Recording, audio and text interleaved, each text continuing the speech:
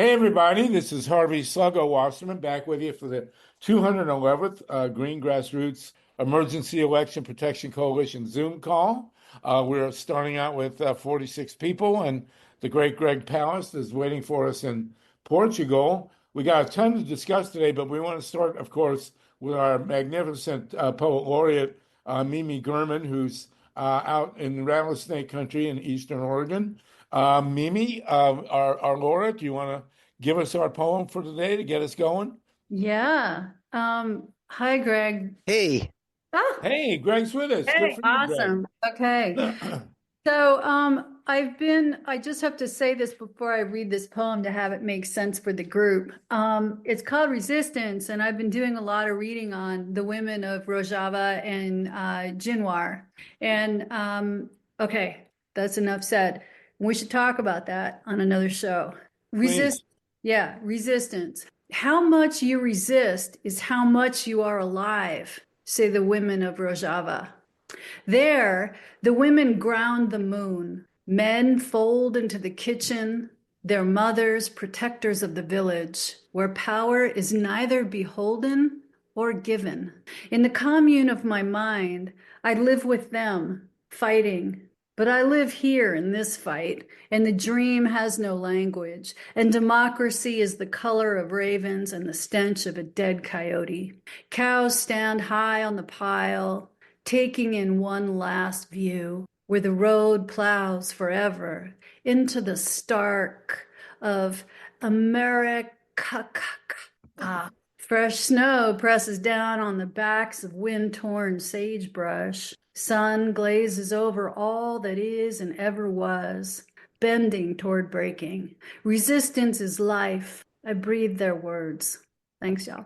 All right. Very beautiful. Thank you, Mimi. As always, you're fabulous. It's great to open with a poem from you, and we'll hope you join us again next week on President's Day, too. We will meet again next week, and in the meanwhile, we got Greg Palast with us. Or do we? Do I see him? Yeah, Sluggo, I have an introduction that Greg asked us to use. Oh, okay. Mike Hirsch, since I've known Greg since before he was born, I never remember to introduce him. So, Mike Hirsch, can you give us Greg's bio here? Sure. Greg Palast is known for his investigative reports for The Guardian and bestsellers, including The Best Democracy Money Can Buy. Greg Palast's new film about the latest attacks on the right to vote that bent this past election is called Vigilantes, Inc., America's New Vote Suppression Hitman, and it was narrated by Rosario Dawson and produced by Martin Sheen. Leonardo DiCaprio has released the film for free streaming at gregpalast.com. And in my opinion, gregpalast.com is a great website and a valuable resource for all kinds of information about this. And it collects Greg's reportage, which is as good as anybody's in the entire world. Hey. wow, thank you. And Greg, The check's in the mail. And for those of you in radio land, Greg is wearing one of his patented 1950s style yarmulkes. And Greg, it's just, I know you want to speak in Portuguese, but if you can do this one in English, we'd really appreciate it. You are the lead guy and have been for 25 years on the ability to steal elections through disenfranchisement, starting with Jeb Bush in Florida 2000, all the way up to 2025. So, Greg, give us the scoop. What was the real story of the 2024 election? Trump lost. Jim Well, we all Crow, lost. Jim Crow and vote suppression won. And I want to give you the numbers. Now, you see for those watching, I have my fedora. So you know I'm an investigative reporter. But before I was an investigative reporter, I was a forensic economist. That it means a detective who's good with numbers. And I got my degrees in that field from University of Chicago, and I taught statistics at Indiana University, and then I worked for the United States Justice Department, several attorneys general, going to courts, doing the calculations of the type you're about to hear. And these calculations were presented to a federal court by the NAACP, Black Voters Matter, and they were this work was done actually for the ACLU. Now let me give you the bottom line. If it weren't for vote suppression, and now votes, what is vote suppression? It's a very fancy term for shafting people of color out of their votes by many means, which I'll go through in some of the details. And you don't have to take out your calculator and you don't have to write down these numbers, because you can get all this information at an article I wrote for Tom Hartman at gregpalast.com. And there's an article called Trump Lost, Vote Suppression Won. Here are the numbers. I would hope you'd get there and pass that article around. It's a little long, but not too many numbers to overwhelm you. But here's the bottom line, Sluggo and good friends. If it were not for vote suppression tactics, removing voters from the voter rolls, disqualifying their ballots, Kamala Harris would have had another 3,565,000 votes. That would put her ahead of Trump by 1.25 million ballots on the popular vote. Most important, she would have taken 4 states, Wisconsin, Michigan, Pennsylvania, and Georgia. Now, how do they do it? Let's start with this number. And this now, I want you to understand, these numbers do not come from Greg Palast. All I do is calculate and do some arithmetic. It's not that big a deal. Before this election, 2023, when they purged voters the year before an election, according to United States Elections Assistance Commission, not me, 4,776,706 voters were removed, purged from the voter rolls without any good reason. And I'm not guessing. I'll go through that. 4.8 million, that's almost 5 million voters were simply not allowed to vote, overwhelmingly black, and I'll tell you why. In addition, 2,120,000 mail-in ballots were not counted. Were not counted. What do you mean? 2,120,000 mail-in ballots weren't counted. Now, where do I get these numbers? Again, from the government, but I would note that NPR, National Petroleum Radio itself, did an analysis and found that 13.8% of all mail-in ballots don't get counted. Now, 1 in 7 American mail-in ballots don't get counted. What? Now, MIT says that that's a low end of a range of disqualified ballots. I use a more conservative number. Now, look, guys, if it were random, it wouldn't matter whose mail-in ballot is rejected. But the state of Washington, again, not me, but the state of Washington determined that if you are black, the chance your ballot will be disqualified is 400% higher than if you are white. Again, 4-1 disqualifications of ballots. Now, how do you disqualify a mail-in ballot? You send in your ballot, you think it's been counted. Wake up, Jackson. In states like Georgia, if you registered as Harvey S. Wasserman, but on the outside of the envelope that you mailed in, you put Harvey Wasserman and left out the S, your ballot gets disqualified. 300,000 ballots get disqualified for things like postage due. They look out for ballots coming in from Democratic, black areas, student areas, and they go after them. They challenge signatures, remove hundreds of thousands of people for signatures not matched. Well, you're basically accusing people of a felony forgery crime. How many people have they arrested for this crime? 0. But they take away their ballots. Spoiled ballots. You know what spoiled ballots are? That's the business, the voting biz term for ballots that are cast in the precinct but aren't counted because you put an X instead of filled in a bubble. It wasn't folded right. The machine didn't read it. Now, what's the chance? Now, again, if it's random, that's 585,000 votes minimum. 585,000 voters did not get their ballots counted, had them rejected. Now, if it's random, it doesn't matter. But according to the United States Civil Rights Commission, the United States Civil Rights Commission, the chance your ballot will be rejected for one reason or another, not counted, is 900% higher if you're black than if you're white. Again, this is not a Greg Palast statement. I'm just reporting it. Provisional ballots. If you're white, you may not even know what a provisional ballot is, right? But a provisional ballot, if you show up and you were purged, you were challenged, something went wrong, your name is there. They didn't like your ID. So they said, no problem. Just fill out this paper ballot, stick it in an envelope, provisional ballot. You write your name on the outside and they'll count it. No, they won't. No, they won't. Whatever stopped you from getting your ballot in the first place will stop you from getting that ballot counted.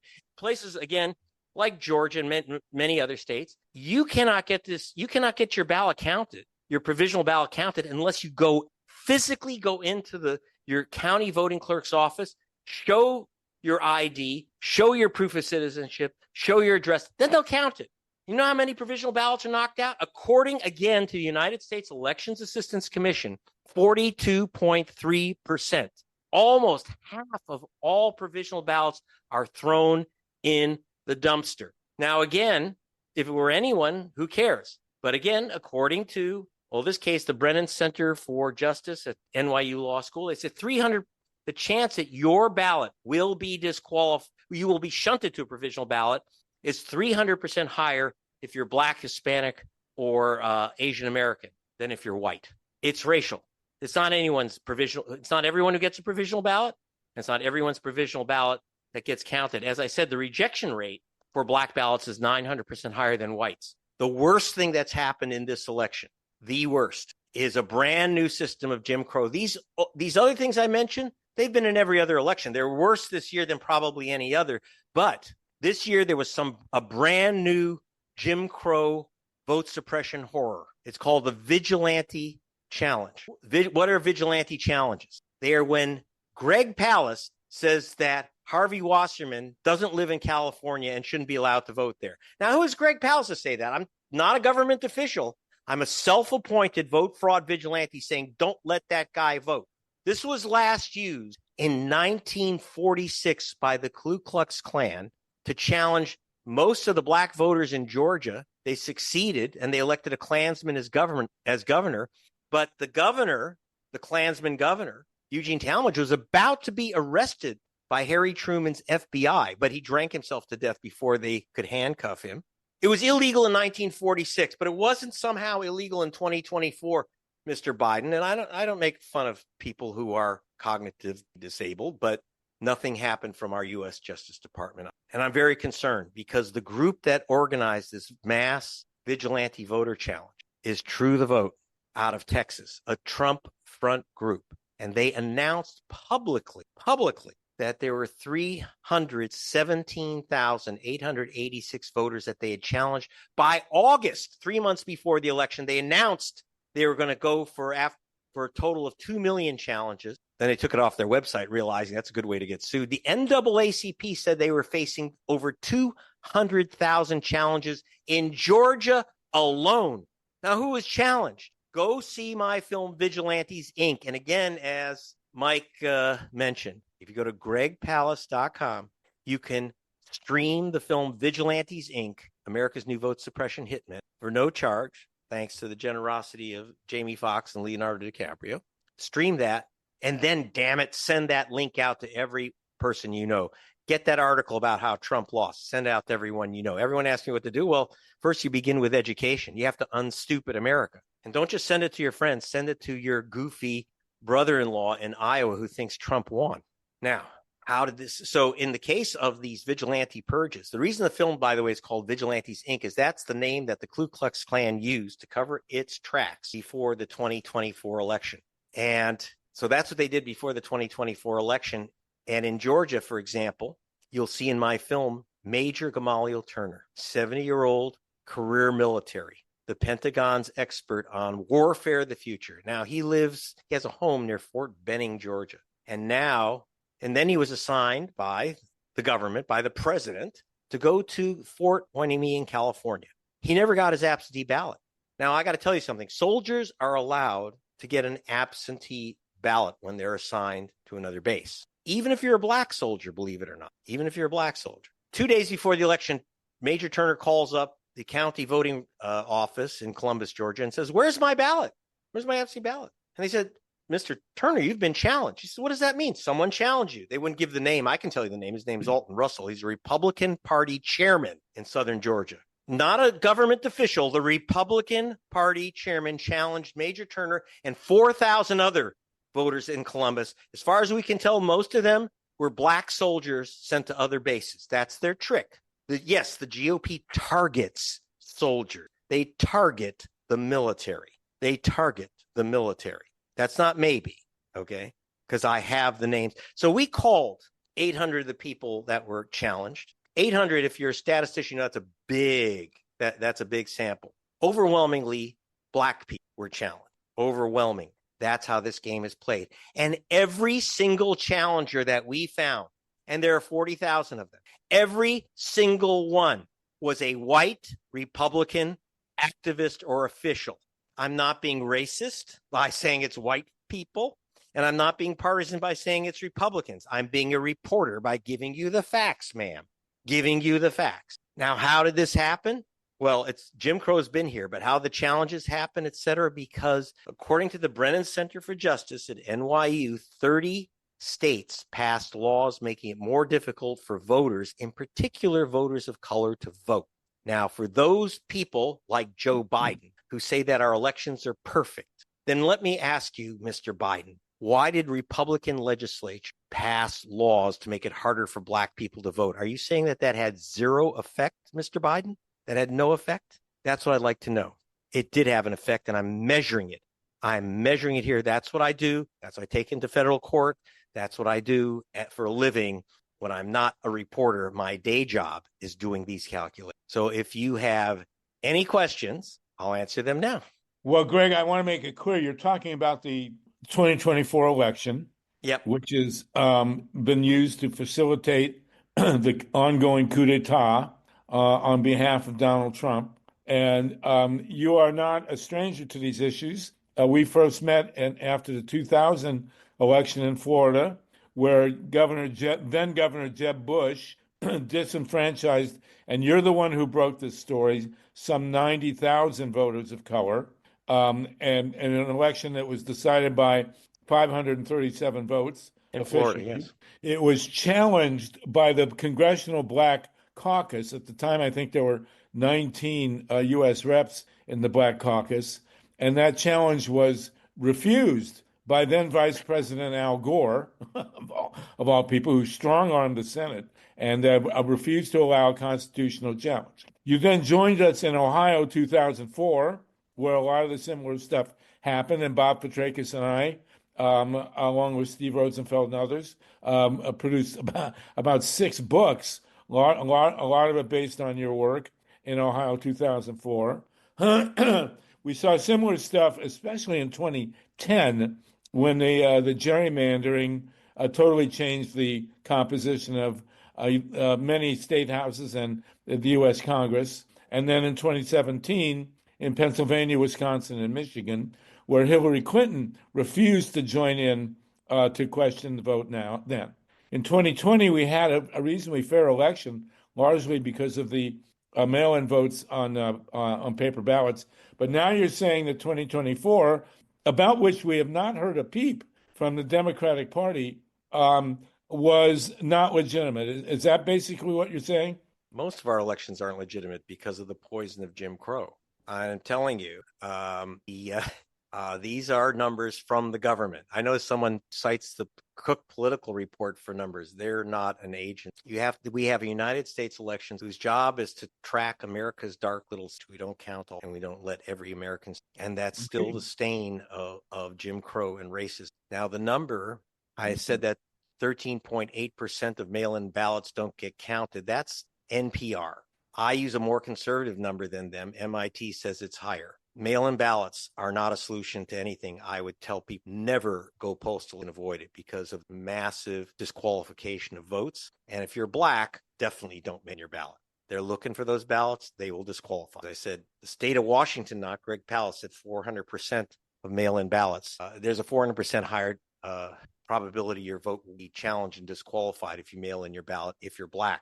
Now, what we have to do is deal with the fact that ballots are disqualified, especially paper ballots, very vulnerable. And, somehow people think if all you have to do is have a paper ballot and all our problems are solved. I'm sorry, take a look at the mail-in ballots, 2 million disqualified, and that's typical. Again, these are government figures. Provisional ballots, which are paper ballots, 1.2 million disqualified. Again, according to the federal government, not according to GREG PALAST. So paper is not a solution. It's just another method that we have to protect.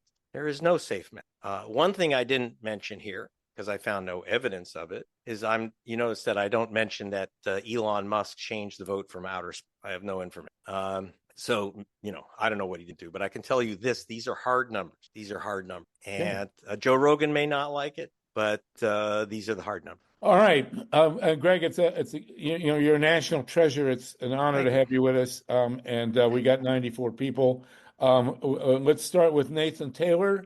Then we'll go to Mimi. I see Ray Lutz, your hand is up also, and John SEELEY and Paul Newman. So Nathan Taylor first, please go ahead, and then Yes. me. Hey, good evening, Mr. Palast.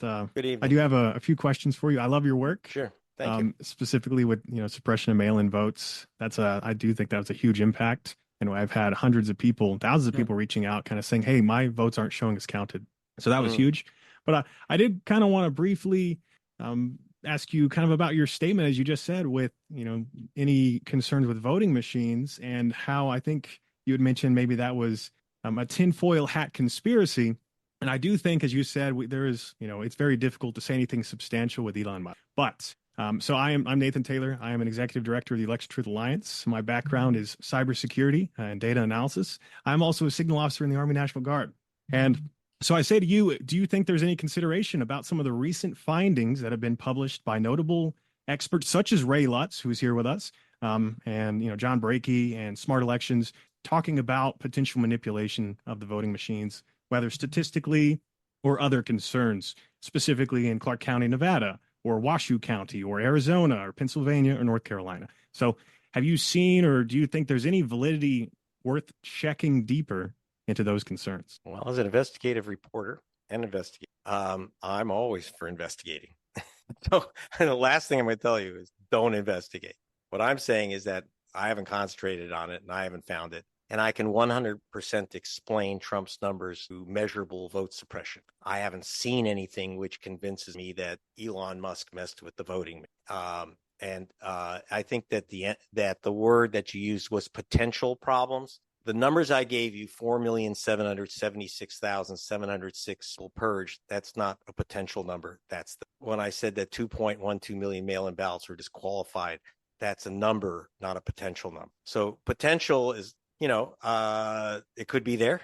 Often where there's smoke, there's fire. I don't know, but I'm an investigative reporter, as you can see from my hat.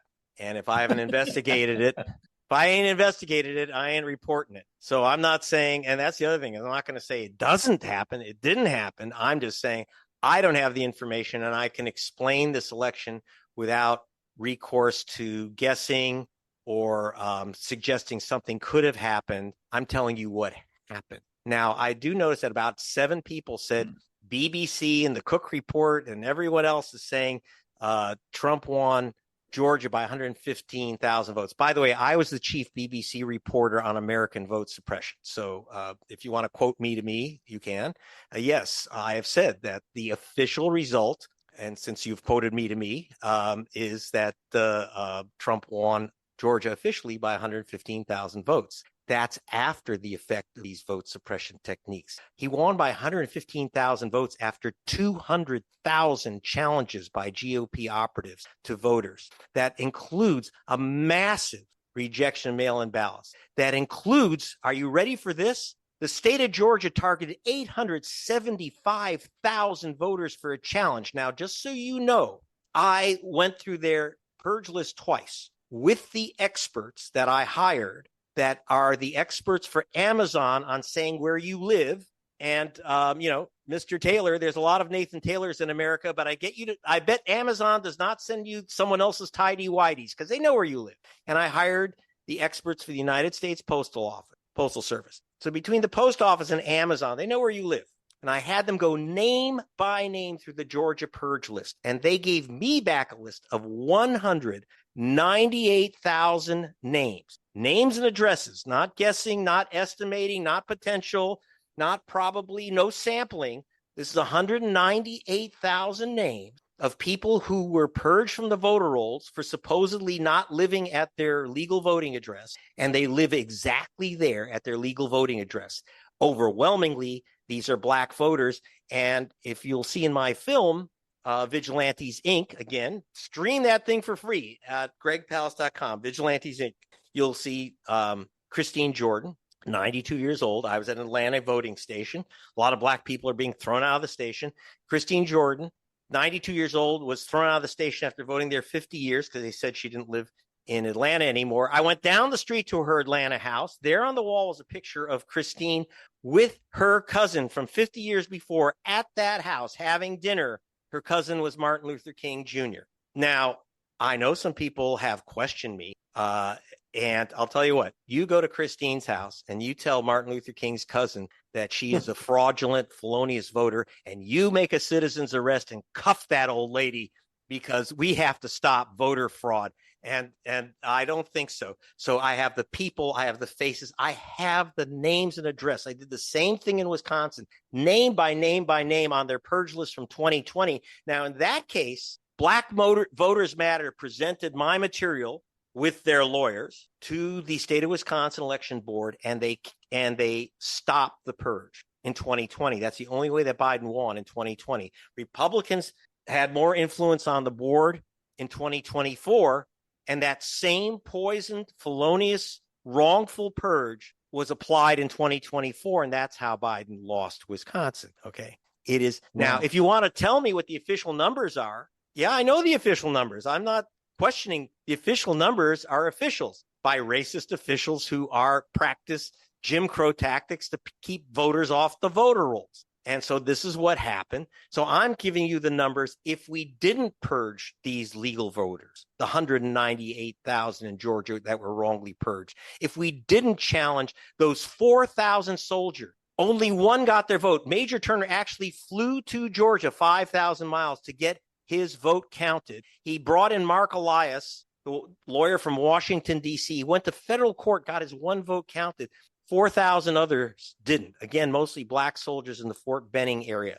The challenges were 200,000 in Georgia, close to 2 million nationwide. I'm trying to get some of those numbers from the states, which are stonewalling me. These are the numbers that we have. It's the best numbers. Again, when I said 317, a third of a million challenges by vigilantes by August, that's not from me. That's from the challengers themselves. Okay. The purge is from the U.S. Elections Assistance Commission.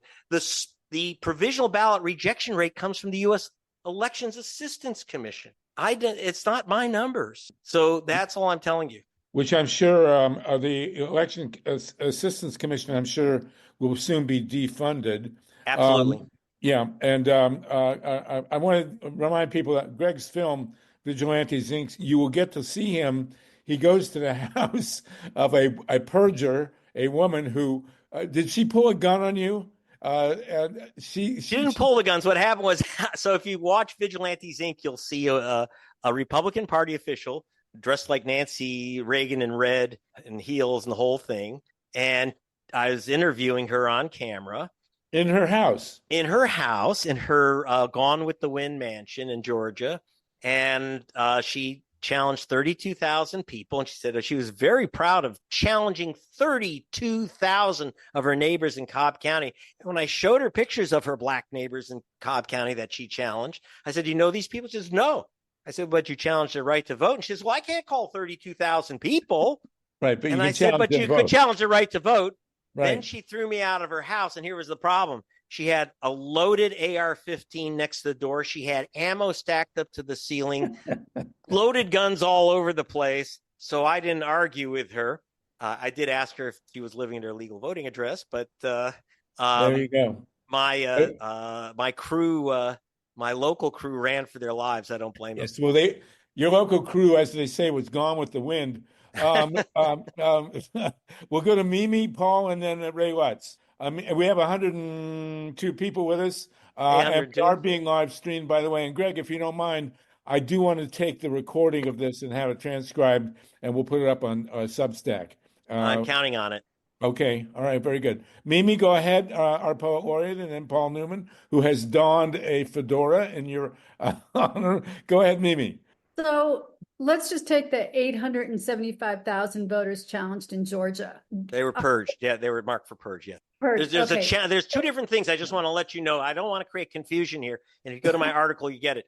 There are people who are purged from the voter rolls. That's done by the state. Then there are people who are challenged, and that's done by these individual self-appointed vigilantes, most of them working with True the Vote out of. So they're two different groups. There was 200,000 challenges by non-government actors, and the government challenged 875,000 voters. I don't know what the final number was. I do know that we went through and found in the last list 198,000 people, which, by the way, we have the list by name and address and turned it over to the federal courts. Okay, so the question I have, I really don't know the answer to this. So do the people who either get challenged or purged, is there a mechanism by which they are informed? They're supposed to be, I call it in my A lot of article, people. I call it the poison postcard system. What they do is everyone on a purge list is supposed to get a postcard, or who's challenged is supposed to get a postcard within 30 days. Well, let me go through the state challenge. Their return rate, are you ready for this, of postcards is 1.2%. Basically, 1 out of 100 people notice the cards. They look like junk mail. My son picks up his mail from his school once a semester. Now, and people who have moved down the street, like especially lower income people, will be renters. They'll move to within the same building. Students will move to another dorm room. By the way, if you're not supposed to be purged within your same county, but they'll send a letter to an old address. They will send a letter. Anyway, it looks like junk mail. Almost no one responds to it. So it's a game. And every direct mail expert we've ever worked with, from Amazon, from the U.S. Postal Service, says never use a postcard return as a measure of whether someone lives. It's ridiculous. In the case of the vigilante challengers, here's a problem. The state's supposed to notify people within 30 days. Well, under, for example, Georgia law, which they just changed, you can challenge someone's vote on election day. Well, if you do get the notice by some chance 30 days later, Trump's inaugurated. Trump's been certified. That's it. Over. So it doesn't matter. You can get all the cards and notices you want. In the case of Major Turner, he never saw a card. So what happened is that he calls up and they say, you have to fly in and prove you are who you are. And that's the ugly racist business. He says, I have to fly 2,700 miles to prove I'm a citizen again. And by again, he meant family had to go through the civil rights era. His father, Reverend Harold Turner, is in the film, was a co-founder of the Southern Christian Leadership Conference with Martin Luther King. So he flew the 5,000. But who can do that? So what if you get a postcard? That don't help. You got to come in. Thank you, Mimi. Thank you, Hey, Greg. Paul Newman and then Ray Lutz. Sluggo, real quick. I'm seeing a lot of questions in the chat. All of them are answered by Greg's film, and he does an amazing job explaining it, proving these points. If you have any doubts about it, please watch the film, and you'll be glad and horrified that you did. Okay, Paul Newman. Paul, thank you, Mike. Paul obviously has the same haberdasher as you, Greg Palast, but go ahead, Paul, please, and then Ray Like Lutz. your hat, Paul. Turn on your sound, Paul. Oh, yeah. Unmute yourself. Okay. Oh my God. Yeah, they would. Yeah. I was waiting Okay. for them to let me unmute. Anyway, we've met before. I've had dinner with you, and that's why I became a member of your fan club. So anyway, my question is this: there's an election coming up in Florida for 2 congressional seats. Yes.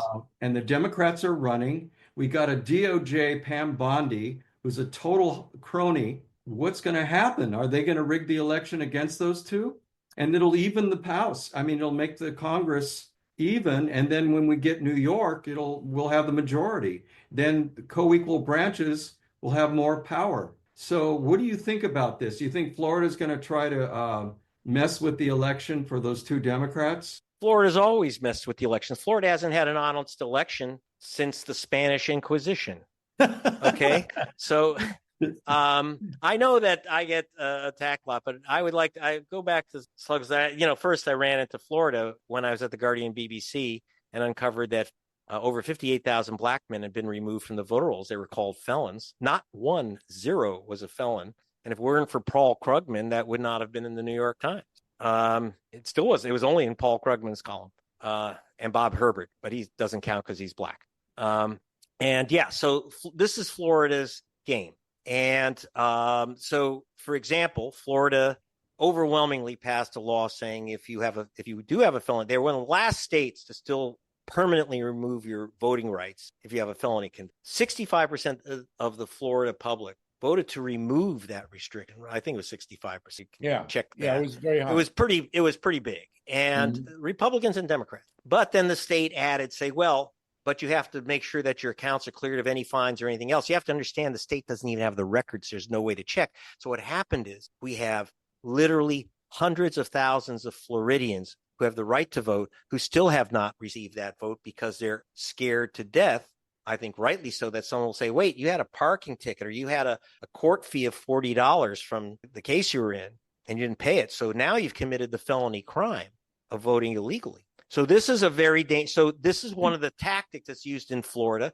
Now, someone said, we need mail-in voting to win in Florida. Absolutely. I am very, very, very much in favor of the right to mail in your ballot and also to have a drop box to put it in. That's very important because I can't tell you, Major Turner, who lost his vote to a challenge, a vigilante challenge, in the next election, he actually made a video for young soldiers that he was training saying, here's how you vote by absentee mail. And we have photos of him. If you go to my website, gregpalast.com, you'll see him filling out his mail-in ballot and showing it proudly. Here's how you fill it out. You fill it out, make sure you fill it out way in time. Guess what?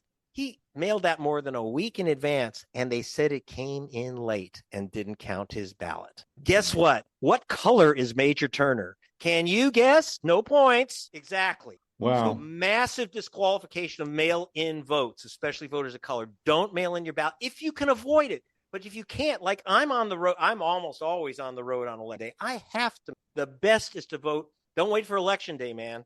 Not only the lines, but if you have a problem with your registration, someone's challenged you, whatever, you don't have time to correct this. So please, the best way to vote is in person early if you can do it. If you can't, I'm not against mail-in voting. It's the GOP who's trying to stop it. And in places like Georgia, you're ready for another little statistic. I could go on. I could write books about it, and I have, which is that they shut down 75 by law, shut down 75% of the voting machine in the Atlanta and Savannah counties. Wow. Which are the black counties. And in the white counties, they by law ordered an increase in the number of ballot drop boxes. So this is what's going on in these states. So there is plenty. Florida is one of the worst states to vote. The other states that are difficult to vote would be Texas, Georgia, and California. In a primary. Not to mention Ohio. Ohio may be Jim Crow Central. I've been in Ohio many times, and they are the ones who were the purge kings. This year Georgia purged more voters than any other state and got an award. Actually, got an award for it from the Heritage Foundation, the Project 2025 piece, because they kind of jumped the 2025 purged voters for. So yes, Trump's official victory is 115,000 out of 6 million ballots. And the answer is, that's what Jim Crow can do. So Florida is under threat. Absolutely. Florida's not under threat. Florida is completely race poisoned in its voting systems. Now, again, I don't even think it's because someone like DeSantis or I don't know who his latest Secretary of State hench person is, but they just don't like the color of black people's votes. And they know, and we tend to vote like the rest of the people in our precinct. That's how people, so they know what to do. Okay. And I saw this in Wisconsin. I saw it in Florida. I see it everywhere. And mail-in balloting, absolutely favors Democrats. In fact, you'll see in my film, Ken Paxton, who's the Republican Attorney General of Texas, escaped prison recently. He was impeached and charged for his crimes, but he got away with it. He may still be charged when he leaves office. But Ken Paxton said, if I didn't stop mail-in voting in Houston, they were going to mail out ballots to everyone in Houston during COVID. This is back in 2020. Donald Trump, and this is a quote from the Republican Attorney General, Donald Trump would have lost Texas if they hadn't stopped the right of Houstonians to vote by mail. Right. And of course, there's zero participation in this kind of work from the Democratic Party. Well, some of it. The Democratic Party, the Harris County commissioner, but he's African-American, so I don't know if he's a real Democrat. But he tried to get ballots sent out to the voters, and he was Democratic. So, not for those of you waiting for any political party, and I'm nonpartisan. I vote for Trump, vote for Harris. I just think that voters, not vigilantes, should be the president. But yes, if you're expecting the Democratic Party to save your bacon, forget it. That's not their business. We have a history of this kind of repression, and we'll go to Ray Lutz now. In the primaries, where Bernie Sanders was clearly the winner in the California primary a few elections back, and the would have been, completely raped and pillaged that one. 102 people with us. Greg Palast is our guest, and Ray Lutz, who's been a guest many times, also great. And I'm going to have to jump off in a few minutes, but I definitely want to hear Ray. Okay, go ahead, bro, please. Yeah. Then we'll go to Hedy, John, and more. Go ahead. Well, of course, I'm a super big fan of everything you do, Greg, and I really appreciate how much detail you put into, or work you put into, to making sure that you're getting the right numbers. And I always wonder, like, how much of the purges you hear about that, or how sometimes the complaints from the Republicans that they found 60,000 or something, that bad people on the voting rolls, and some of those people have just moved away maybe and were legitimately okay to take off. But my real questions are, your research really doesn't detail how many mail ballots are sidelined through some sort of activity by, say, DeJoy and other people like that, right? I mean, all I have is the net number, which is, I think NPR is correct at 13.8% of mail-in ballots rejected. That's above my number, but below MIT. So it's about 1 in 7 ballots. But that's the whole ball of wax. Like I said, Major Turner. Those are the ones they admit to, right? Those are the ones that I said that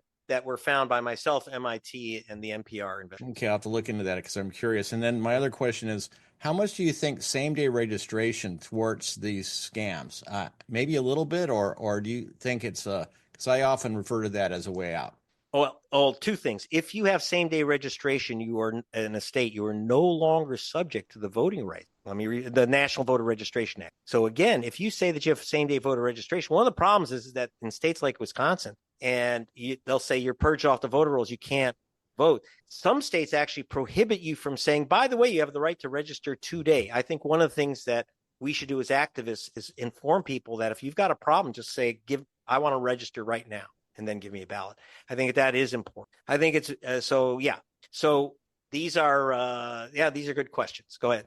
So what does that mean that you're not in the Voting Rights Act? What implication is the that? National Voter Registration Act does not apply to states which have same-day registration, because the idea is that if a state racially or illegally messes with your registration, you can just re-register on the spot, assuming you've brought all your right ID and proof of address, etc. So even if they don't have same-day registration, you still theoretically can do that. Is that right? Is that what you're saying? If you don't have same-day registration, you're subject to the National Voter Registration Act, but that doesn't seem to bother most of these states at all.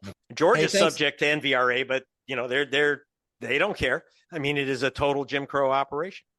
Great work. We got to keep working on this. Appreciate it. Well, unfortunately, I have to bounce because I made a promise to Rick Smith, and there was a conflict of time here. So please, and by the way, I can come back another time. I also have my great AP on the line, Patrice Gallagher, and so she can maybe answer some questions if I can't. Okay, but please go to gregpalast.com. Okay, thank you so much. Greg, I'm going to get a commitment from you. You and I will talk. You'll give us another date. John, CB, Buckley, Hedy, Patrice. We'll call on Patrice here. Mimi, everybody, you all get passes, and when Greg comes back, I'll negotiate a time.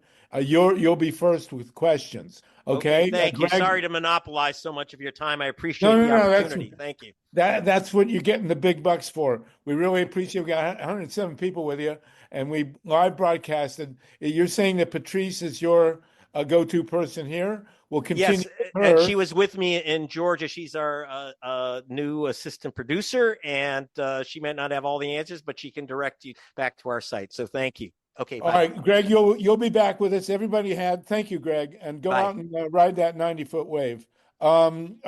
Patrice, let's take it up with you. Greg will come back and answer questions from everyone at his next point. So we'll give you guys hall passes. Patrice, if you'll start with my buddy HEDY Trip, then we'll go to John. Is that a CB Buckley there? And did you get that hat to go to see Wicked, or what's the deal here? And then Mimi, we'll go to Mimi as well, Mimi SS. So Patrice, please, can you talk to my buddy HEDY here? Wait, you're muted. Hold on. Muted. Okay, go ahead, Patrice and HEDY. Patrice is talking, but I'm not hearing her. Oh, hold on, Patrice. Okay. There. Oh, the echo chamber.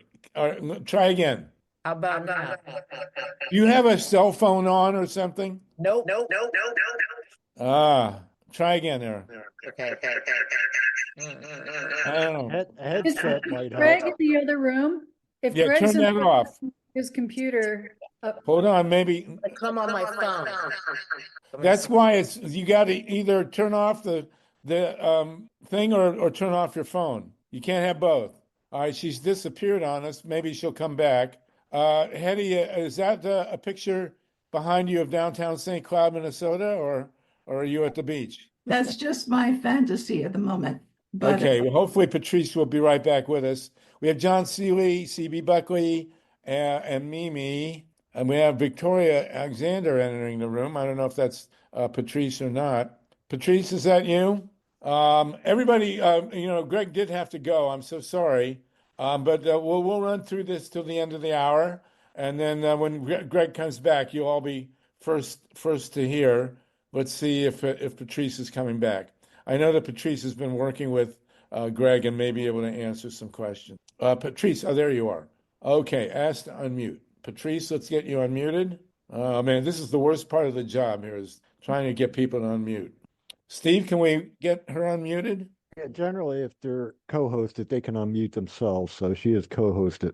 I just see there's two instances. Let me start the other one. Yeah, while we're working that out, CB Buckley, could you unmute and tell us what's going on in your part of the world? Wait, Hedy, there we go. Patrice is back. Okay. Are you all right?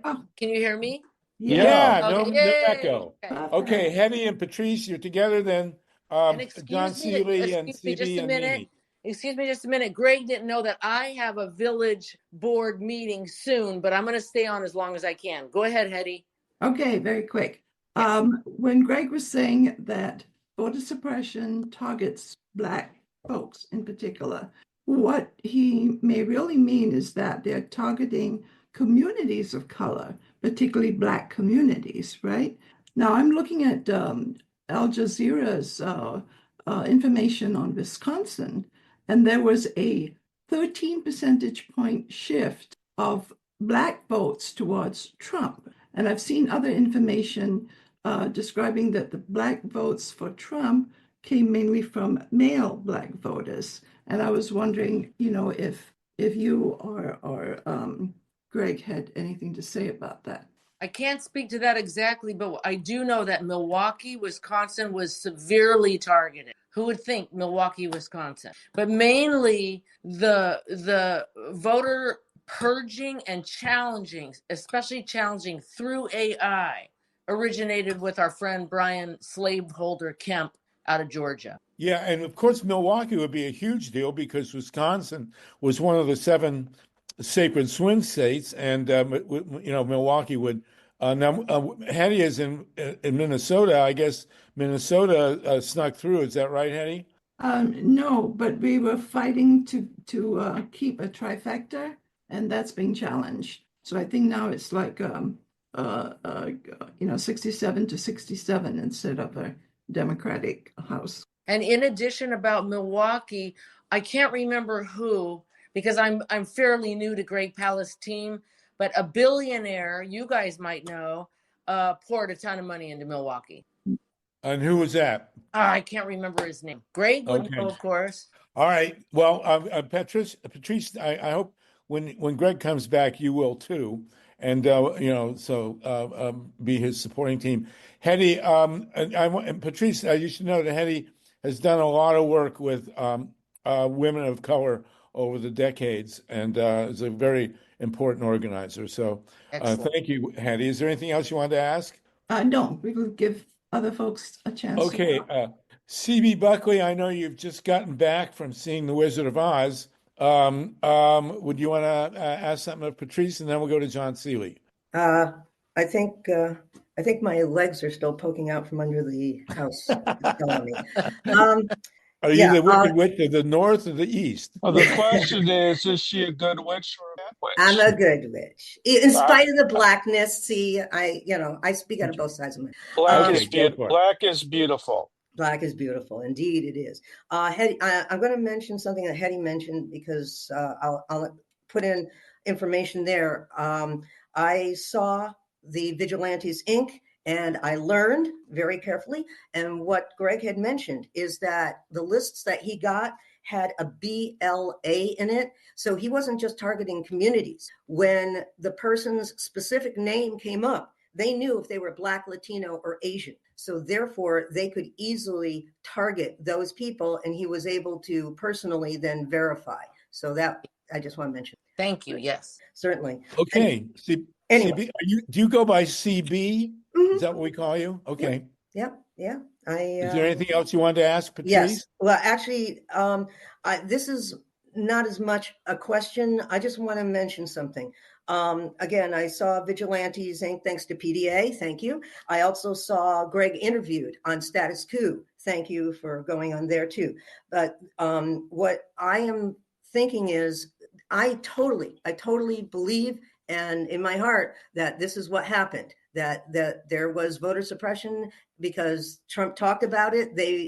Everybody, all of the states were going into it hardcore. But what I want everybody to remember and think about is, even though it probably would have been Kamala Harris, even though it could have very easily been a whole different scenario, the voters, as they came out, the rationale for their voting for Trump, and I mean, the exit polls were very firm that this is something where the Democrats did not address the economy, did not address a lot of the concerns of the Democrats. So I don't want anybody to take this as ammunition to say, see, everything was fine. What the Democrats were doing was fine. The world is wonderful. Do not use this as an excuse to not look at the fact that we have had problems, that we do need to make changes, and that something does need to happen. But yeah, I mean, I totally believe this because I've seen it myself. I've worked on campaigns. I know what goes on. And yeah, but thank you. I just want everybody to keep this in mind.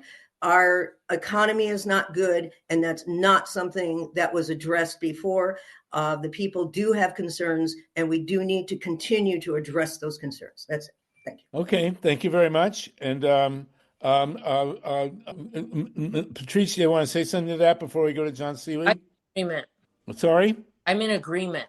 Okay, very good.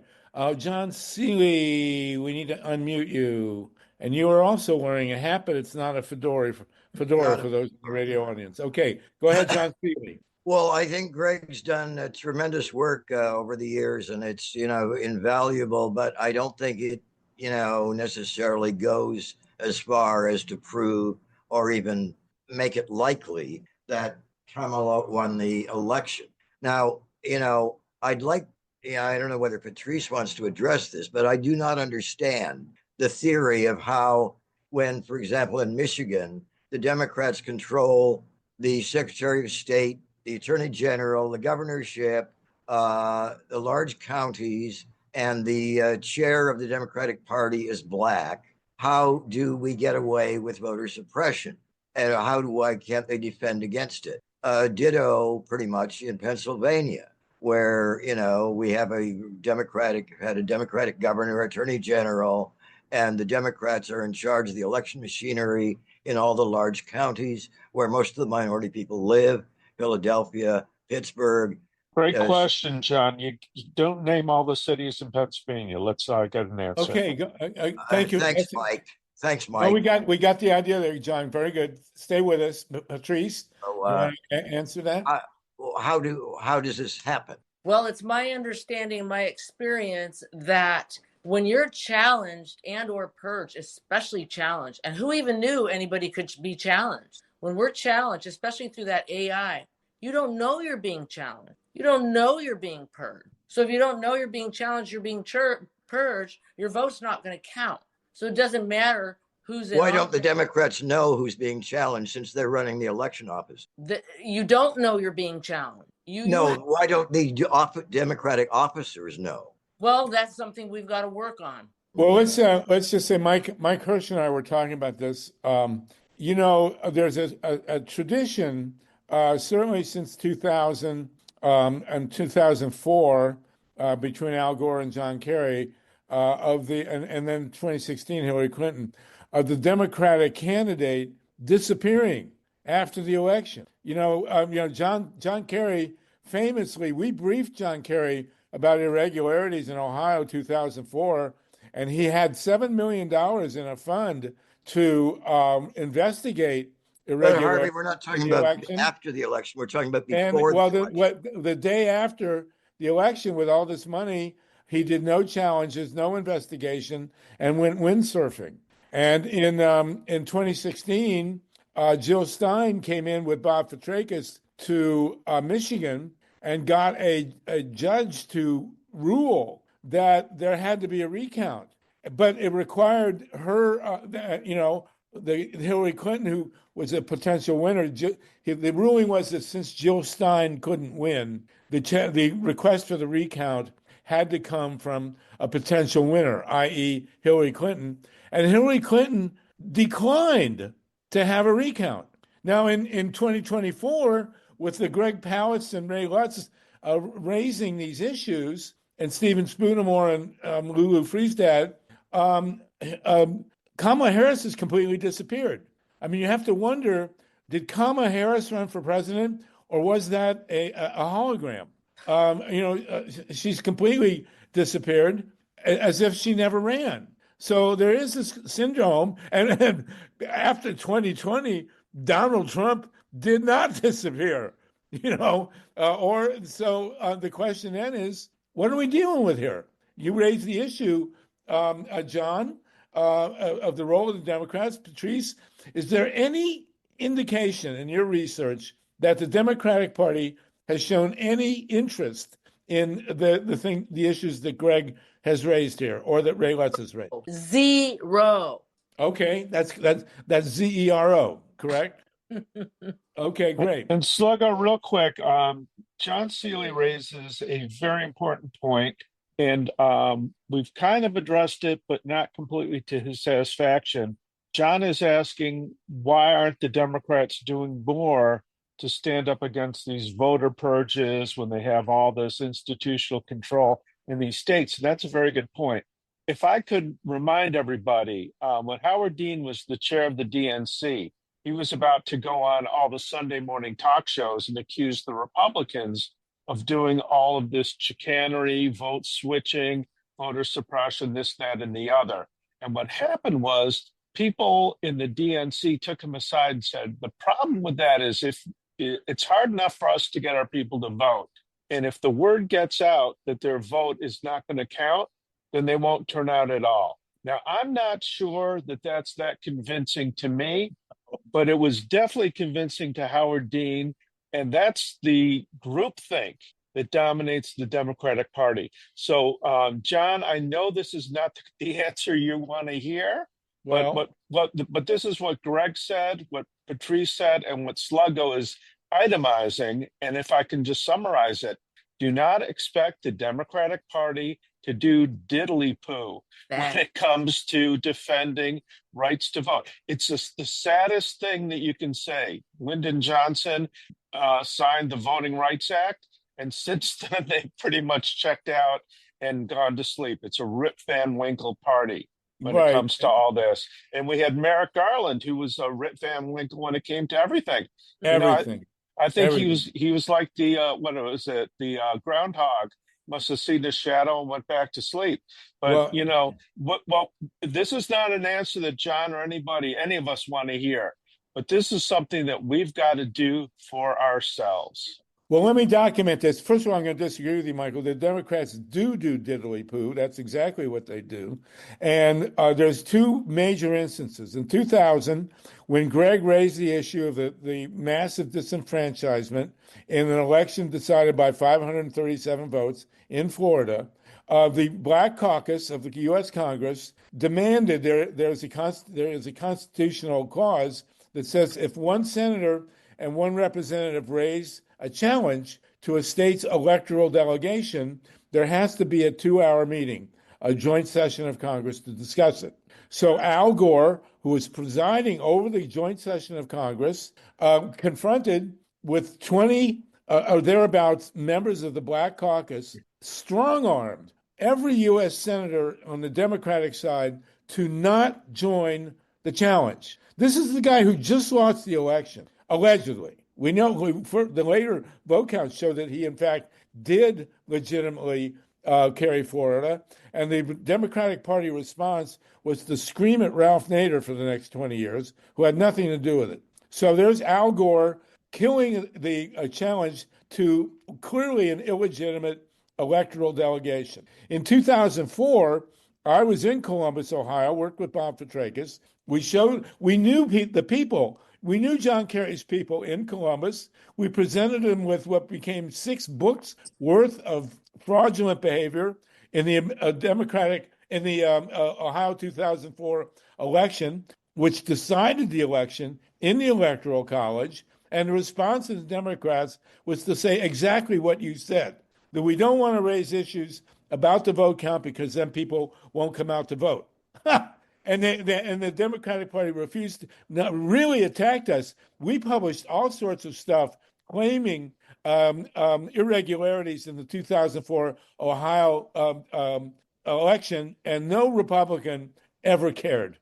They just didn't care. They just blew us off. The Democrats were the one who yelled at us for challenging the 2004 election in Ohio, by which the Democratic Party lost the presidency. So you tell me. I mean, what are we dealing with here? I have no idea. Okay, Mimi, and then Michael McMillan, and then we'll go back to Ray and LYNN FEINERMAN. And I think Greg's back on. Are you all here, Greg? Greg, you back with us? Well, maybe he's somewhere. Trying to get in. He's trying to get in. Oh, all right, okay. Well, we have 109 people with us. And who did I just call on? Mimi, right? Mimi and then Michael, is that right? I believe so, yes. Yeah, okay, go ahead, Mimi and Michael. This is Mimi S. Thank you so much for organizing this call today and always. My local indivisible group in San Jose, California wanted to have a big screening of Vigilantes Plus just before the election, but we got too busy canvassing, organizing, then curing. So we were waiting. Would this be a good time, Mr. Palast? Invite you to come and speak with us. And there's even folks from the NAAC and the HC Alumni Association interested in this event. So that's I saw your thumbs up. Thank you so much. And so I share John Seeley's and other people's frustrations. Where I live in my county, I live in Seeley Valley, California. I think you all know what I mean by that. Yeah. Our 2 representatives are people of color, right? So people of the global majority. So should I complain to them or encourage other people to complain to them? Unfortunately, one of them is a county supervisor, so he's pretty big. What would you all suggest on that? You're in the Simi Valley. Greg, are you coming back to LA anytime soon? Yes.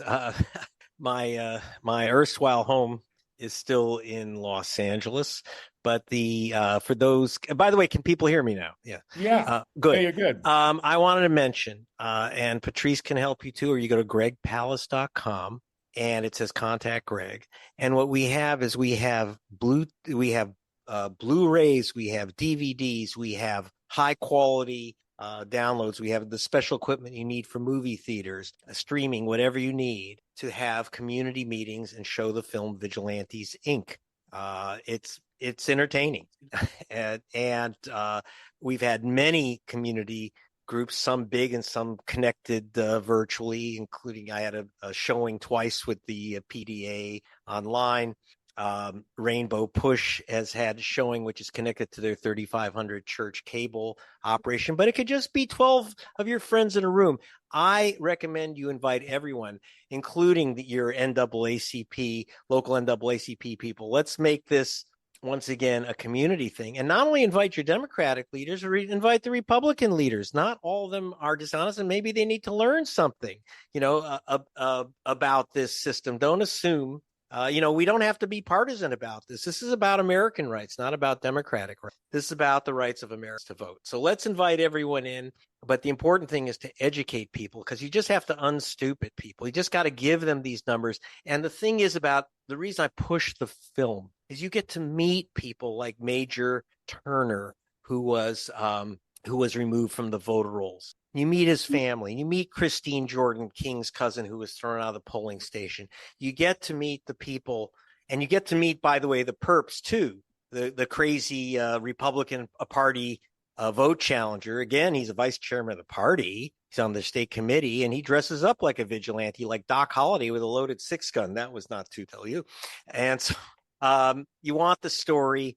let's have meetings, let's have discussion. And to the extent it's not easy for me to travel around to make personal appearances all over the planet all the time, I do my best, but I can usually arrange, if you do the date right, where I can come in by Zoom and answer questions to people. We have posters, we have material to help you promote such events. Education is where we have to start. If people don't know, you can't call the cops on a thief if you don't know that your pocket's been picked. So you need to know that your vote's been picked, and you need to know how it's done. Well, what you don't know will hurt you. Michael and Mickey, were you done? I'm so sorry. I live in Silicon Valley. I said Silicon Silly Valley. I get there too. So that's my fault. That's my fault. So, thank you so well, much. you can have an event in Silicon Valley with all the billionaires that were at Trump's inauguration, and charge admission. Charge $100 million admission. That will work. Okay, Michael McMillan, please, and then I think Lynn and Julie were up. But go ahead, Michael, please. All right. Hi. Can you hear me okay?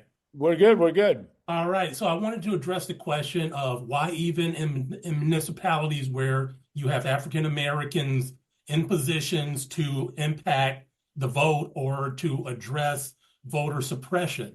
It's because they're dedicated to their personal careers and they adhere to the donors, not the voters. The senior leadership in the Democratic Party is more beholden to the donors and not to the voters. And this has been an ongoing issue. You can look at how even in the Black church, preachers are paid off to change positions and to go with, where the money is coming from. If you look at when the Voter Rights Act was gutted, it was gutted under Obama, and I believe Eric Holder was Attorney General.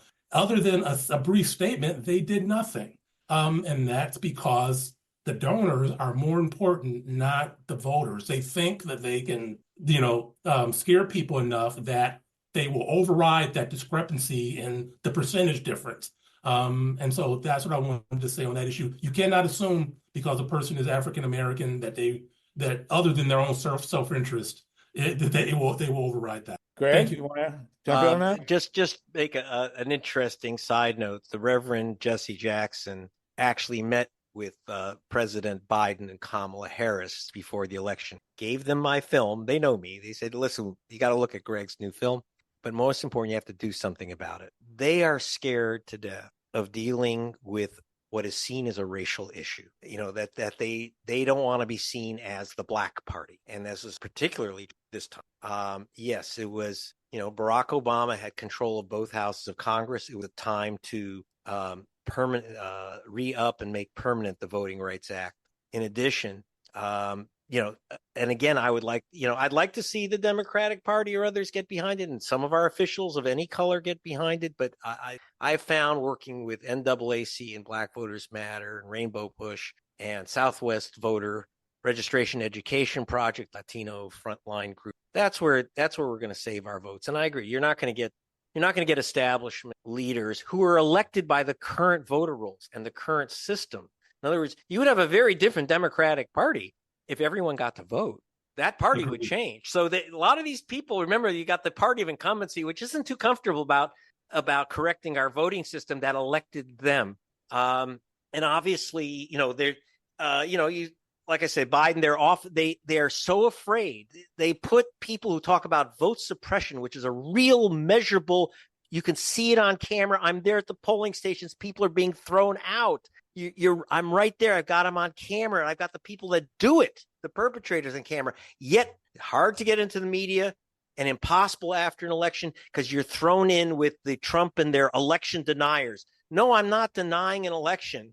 I'm trying to blow the whistle on the people that denied us a democratic election. Well, I want to point out also, since we are nonpartisan here, that if the reforms that you're talking about, Greg, and if this incredible concept that everybody might actually get a vote that gets counted, probably in 2016 and again in 2020, the Democratic nominee would have been Bernie Sanders, and that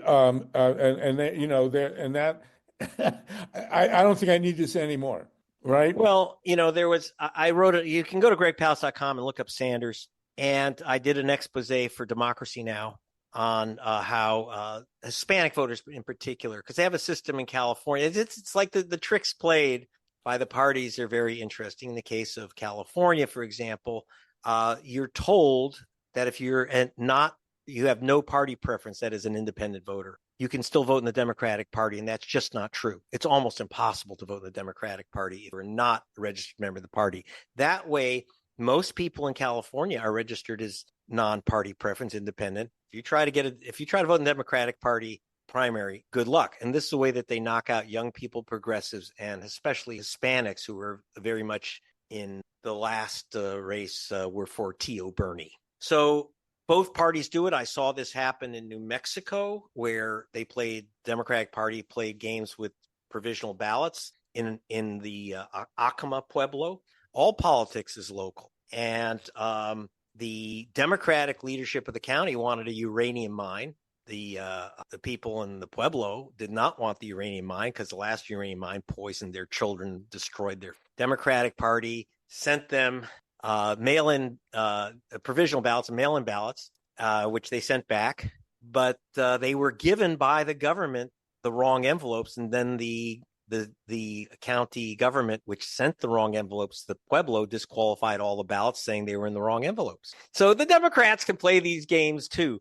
Yes, but again, it's mostly against other Democrats. It's usually in the primaries, and that doesn't make it even. I'm not one of these people say on one, all parties do it. They're all the same. They aren't, because the Republican Party has taken Jim Crow into cyberspace. These challenges, in fact, one of the challenge groups besides True the Vote is called Eagle AI, which founded and directed by Cleta Mitchell, Trump's lawyer. And Eagle AI uses artificial intelligence to challenge voters. They challenged 10,000 people in Philadelphia, at least. That was months before the election. I don't know what the final number was, but again, they were doing these challenges using AI. Now, if someone's an illegal voter, they shouldn't be voting, but then arrest them.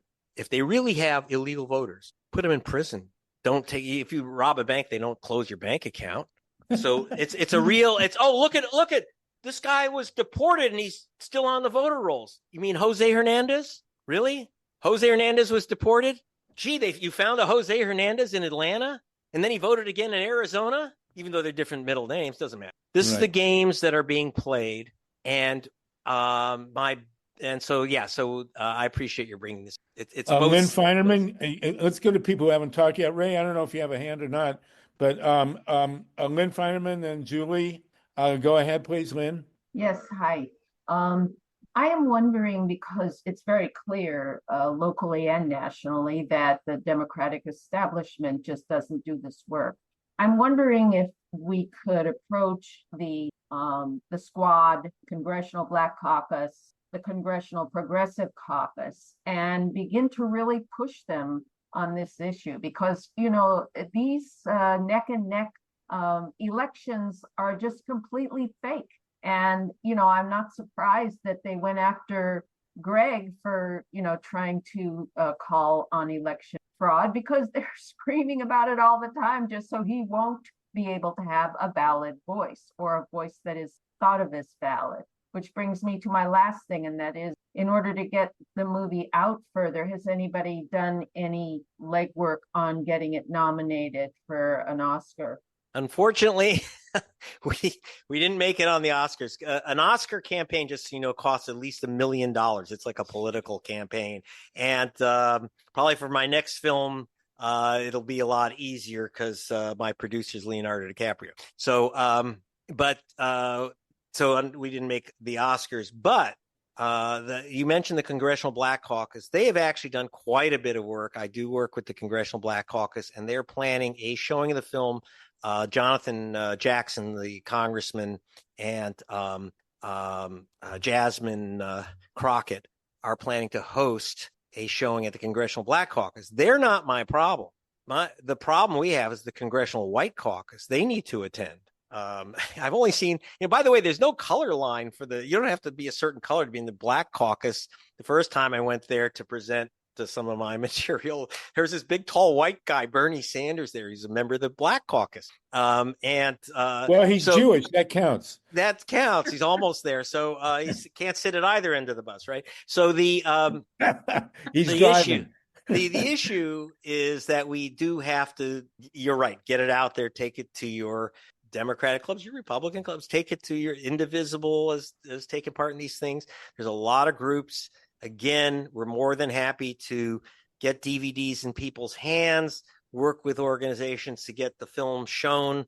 And again, you have that longer piece. It's a little bit complicated. There's a lot of numbers in it that the one Trump lost, but do spread it around, do spread out the links. And we have, short videos as well. One narrated by Yvette Nicole Brown on these vigilante voter purges, which we have at gregpalast.com. We can send you short films to put out. And any way we can help the organizations get this information. We are nonpartisan, and I take that really seriously. I'm just trying to let the voters vote. Well, when we had a after 2004, we had a hearing in D.C. that was convened by John Conyers through our great friend Joel Siegel, and I did sit next to Bernie, and I'm happy to report that he was really grumpy. He is so anybody hears those reports that Bernie is grumpy, 100% true. Julie Weiner, go ahead, please, Julie. Yeah, two things. I want to confirm the experience of the Democratic Party suppressing the vote. I was part of the Bernie campaign in 2016 in the primary and had the painful experience of poll watching at SUNY Purchase, and the young people, the children, I'm sorry, the students had registered back in February, and at least one student had checked the night before to make sure that she was registered, and then they got to the polling place and there were like 70 people whose names weren't there, and the kids were crying. It was such a hostile environment. And half of them, their address had been changed to off campus, and there are no cars allowed on campus, so they couldn't get to the other polling place. It was really, there were 70 complaints filed which we were involved in helping file with the Board of Elections, and there was no response to the complaints. And I would like a short film. Maybe we can show it at our Indivisible chapter. I see my fellow. All right, be in touch with Greg and with Patrice. Patrice, it's nice to meet you, by the way. But this great guru, Mark Elias, who's supposed to be such a hotshot on election. I mean, right after this election, this fall, he just immediately said, no challenges, nothing to see here. And Greg, have you had any personal contact with Mark Elias? Yes, but a lot of that is legal confidential. Okay. He did represent Major Turner, who I spoke of earlier, who was challenged by these vigilantes, but he failed to get the court they let Major Turner vote because he flew 5,000 miles, but they didn't let anyone else vote that. And so I don't know why the party did pick up the gun, the cudgel on to take on the rest of these voter vigilantes, but that was done. Look, the job fell ultimately to the NAACP, the great Gerald Griggs, their president in Georgia, and C.K. Hoffler, great attorney. We've had some very, very good people mount these challenges. The challenge is it's just very difficult. In federal courts, they say you're too mature. It's very difficult to pull off. But it would have been nice if Mark Elias had joined us. And, I can imagine that there were fires all over the country, and he had as far as I could tell, a very small operation and staff, despite the plus in Democratic coffers. So I'm not going to blame Mark Elias. He's doing his bit.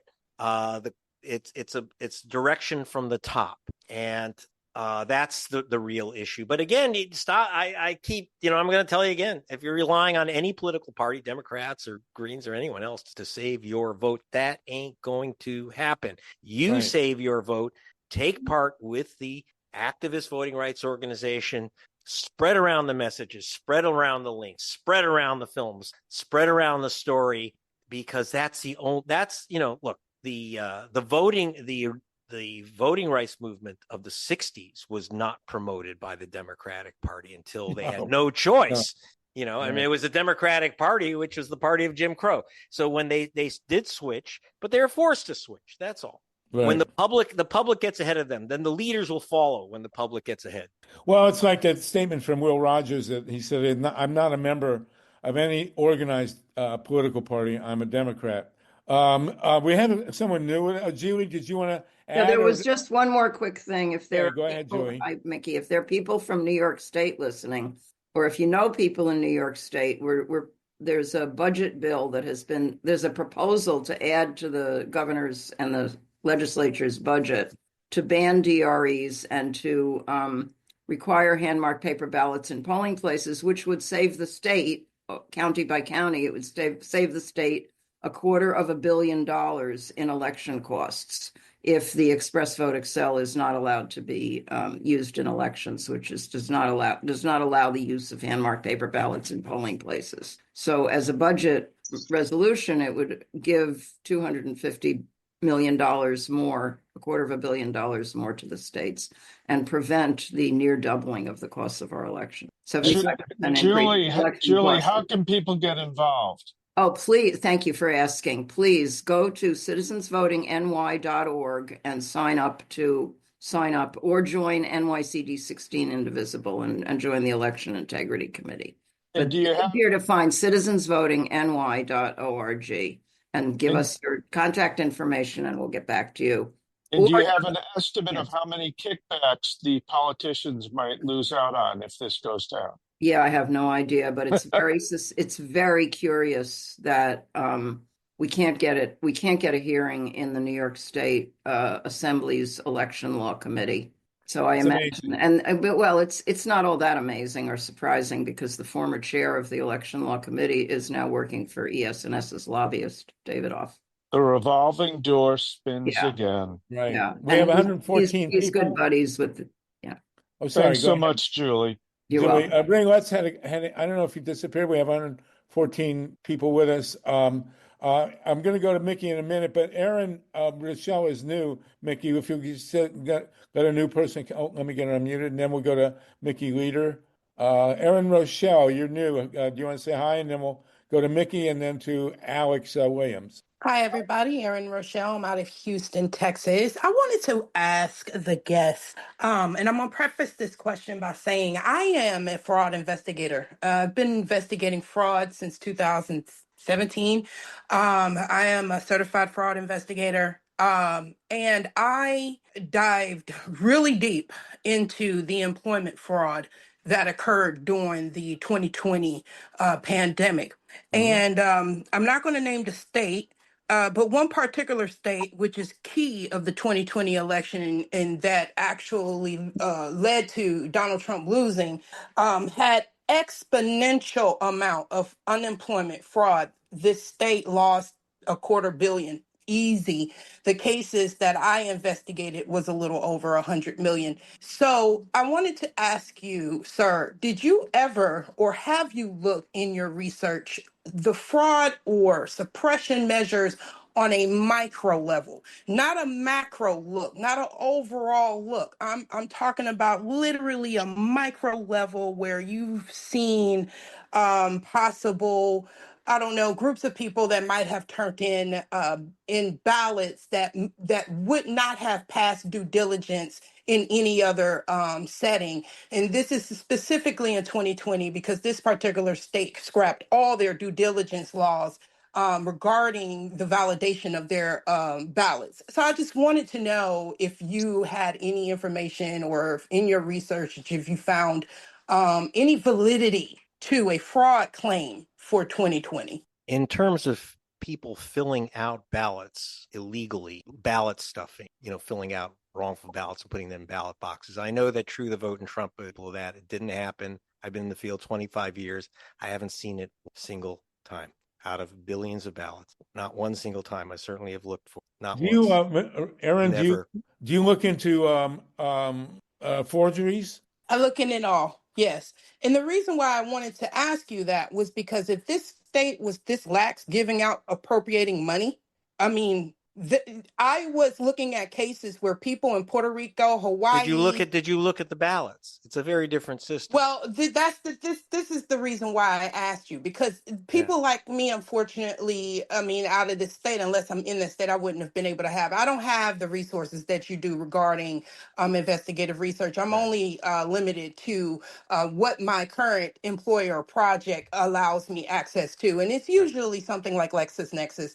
And remind you, this is financial fraud. And the reason why I asked was because if this state was so lax in their due diligence process when it came to appropriating unemployment funds, is it fair to think that they might have been just as lax when it came to due diligence in making sure that their ballots were actually legal? It's just Okay, okay. let me split two things. Okay, number one, you're saying is the state lax, and every state I've looked at is beyond lax. It's worse than. And there was tremendous financial fraud, and no question. This state I was witnessed terrible. it. I saw it. Okay, no question. Zero. You're correct about that. As to ballots, let's split two things. Are we talking about because he then said, is the state lax? Yes, I told you that we gave the state of Georgia 198,000 names and addresses of people that they had wrongly purged from the voter rolls.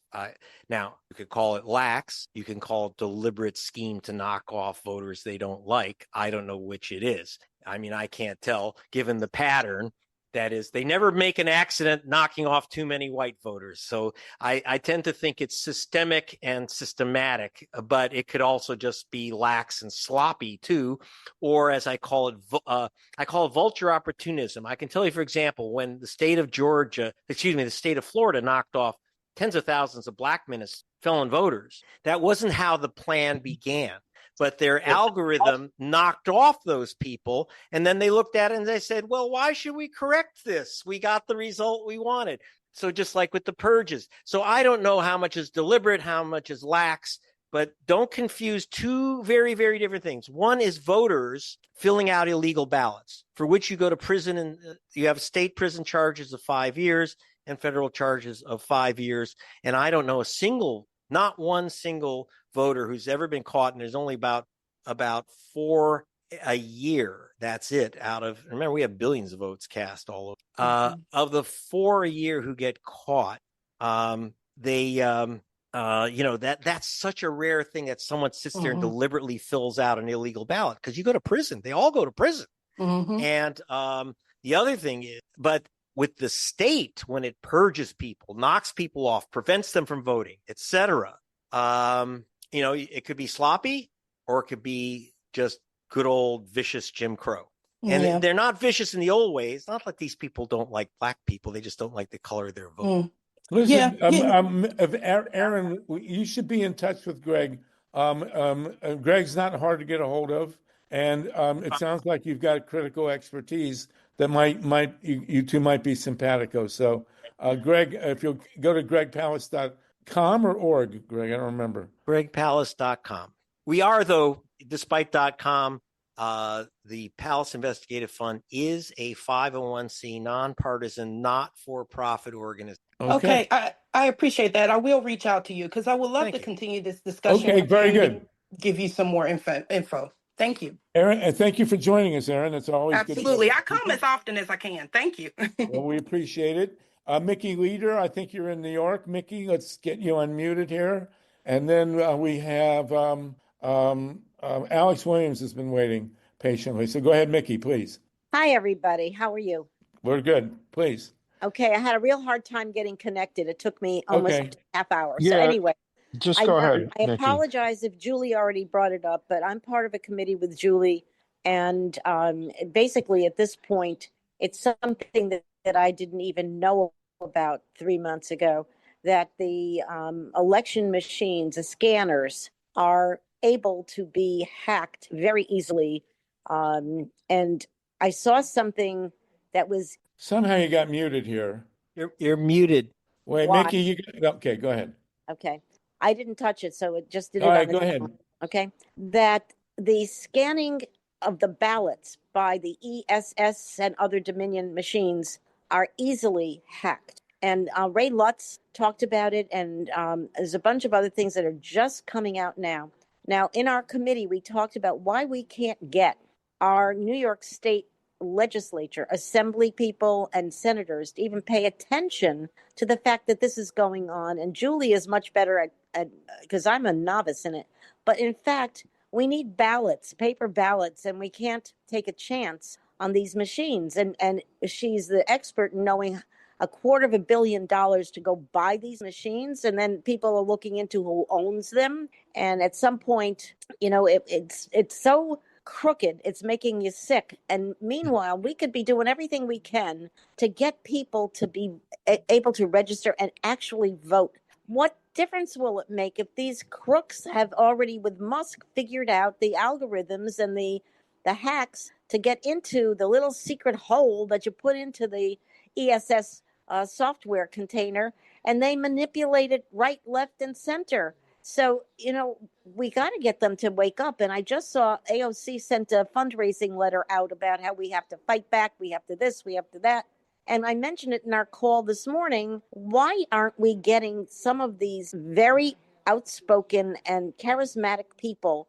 And basically, she lives in New York, but hers is a federal election. Doesn't matter. They'll screw up every election they can.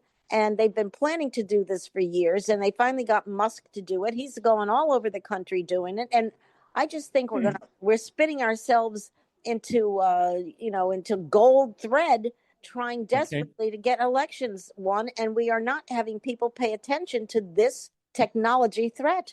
Thanks, Mickey. Greg? Thank you, Mickey. Greg, you want to speak to that? Thank you. My issue is measurable vote suppression. That is, I can look at the government figure. I can go to the polling station. I can measure the number of people who've been thrown off the voter rolls, and I have their names and addresses. And I go to the polling stations and film them, and I film the people throwing them out. And I go to court as an expert as to voting electronics and, what Musk can do from outer space. It's not, I don't have that in. Well, luckily, and I haven't run into it. So it's not that's completely outside my realm. What I'm trying to do is convince, especially, and I'll be very blunt about it, I'm trying to convince white people concerned about black voters. And so therefore I tend to be a bit monomaniacal and a bit repetitious, but I have to deal with what I can see and what I can stop. And I should tell you that with Reverend Jackson, some help from Indivisible and a lot of other, we did end the interstate cross-check program, which knocked off its story in Stone and Al Jazeera. And we saved 1 million votes. So it's practical. We can see it. All the other stuff, I don't know. Now, I'm going to have to, it's pushing midnight here in Portugal, and I have to get, believe it or not, I have some work to do before the morning. And so I'm going to thank you so much. I didn't mean to monopolize so much time from you, Harvey, and for our wonderful guests. Go to gregpalast.com. You can see my name, gregpalast.com. Get the movie, sign up for the newsletters. I don't bombard you with a lot of stuff, and you rarely get a request even for money from me now. But if please go to gregpalast.com, and I think Patrice will stay on and take some notes and pass them on to me. Thank you so much. All right, you guys Greg, do great work. What a privilege and pleasure to be with activists. Thank you. Bye. Well, this is the call in America that has the longest attention span. After more than an hour and a half, we still have 100 people with us. So thank you, Greg, and come back again. We'll talk about it. Okay, everybody, we're going to continue. Alex Williams, and then Ray, I don't know if you have a hand or not. We've had a history of your hand not working. Have you had your hand up? Well, it does sort of go up and down. I wanted to talk about the issue because it is sort of more my issue rather than the voter suppression. Yeah, Greg is the master of voter suppression, and Patrice, we're glad to have you with us. Go ahead, Ray Lutz, please. Yeah, so I did send around, and I think it's an important thing to realize because the people that are aware of the computers that are being used, and generally it isn't always about but any one of these computers can be hacked, especially the central tabulator, where it's usually just a computer like a laptop or something, and they have ports that you can plug into with the drive, and you can these are sold around. Yeah, there you go. So I did send this around, and it's on my Substack. The experts that are aware of computer technology all agree that these computer systems can be if you have access. And I was just amazed the other day because this little device was being advertised on LinkedIn, and the testimonials were saying that it was virtually evil and that they should be ashamed of them. But there's a whole network I've come across before of people that make these things and specialize. And they are to the point where you can plug something like this in, and within just seconds, it will load itself onto the computer and make it available forever. And they even have on this one a color screen. It's ridiculous. So realize these are very crafty people that are, as you know, all the spammers and hackers are always working. And so you have to assume that. So the election integrity people have for years agreed that we can't rely upon the machines. And that's why we have to have audits. And the election should not be done until the audits are done. And unfortunately, most of the audits are packaged up to look good, but actually when you open them up and you start looking at them, they actually don't do very much. And that's the other problem, is a lot of people saying, yeah, we're doing some really gold standard audits in our state, and they're the best around. And then you look at them and you go, well, you're only auditing a couple of contests, and ones that are really wide margin that no one cares. Pennsylvania this time did not audit the presidential contest. They audited the state treasurer contest, which no one really cares about. And so I'm going to be posting about these audits coming up, about how bad they are. But it's just important for people to realize that we have to have these audits, and it's what is necessary. And even, I promote ballot image audits because I think they're very meticulous. But even those are not good enough, because you have to get back and look at the paper, because we know that even that can be screwed with. Problem we got is a Democratic Party that will, and I'm worried about these, just like you are, Harvey, is that why aren't they more interested in raising awareness on this? They went for years saying anyone that says anything about the election might not be right. You're an election denier and you should shut up. And now when it's their turn, they can't do anything because they spent so much time saying that anybody is an election denier. And this is a pervasive problem in the Democratic Party, by the way. There's sort of an agreement where if you don't agree with us, we want to kick you out because you're not quite along with our thinking. And this is the thing here. Like, if you say anything against the elections, well, you're an election denier. We don't like what you're saying.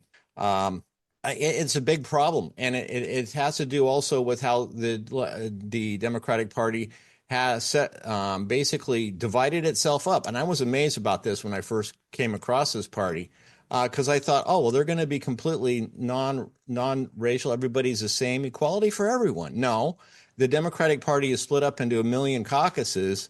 Each one is a Latino caucus, the MLK caucus, the Women's Caucus, the Young Democrats caucus. Everything is split up, and Veterans Caucus, everything. Except then when they come to our group and they say, well, you don't have enough diversity. Well, yeah, because everybody else has joined in their little group.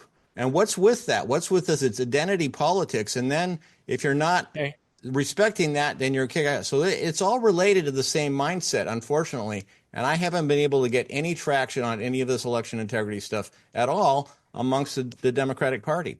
And Amazing. and where is Kamala Harris? She's just disappeared. That's I think during the campaign she was actually a hologram. That's the only thing we can makes any sense. Amila Reason is with us. I know we had promised Amila to discuss forming a green, eco broadcasting network, and it's very when Greg comes on, he's so charismatic and so impactful that we move ahead. But I did want to acknowledge, Myla, if you want to talk about our proposal or your proposal and the great idea of doing April 22nd as a environmental broadcast day, that would be great.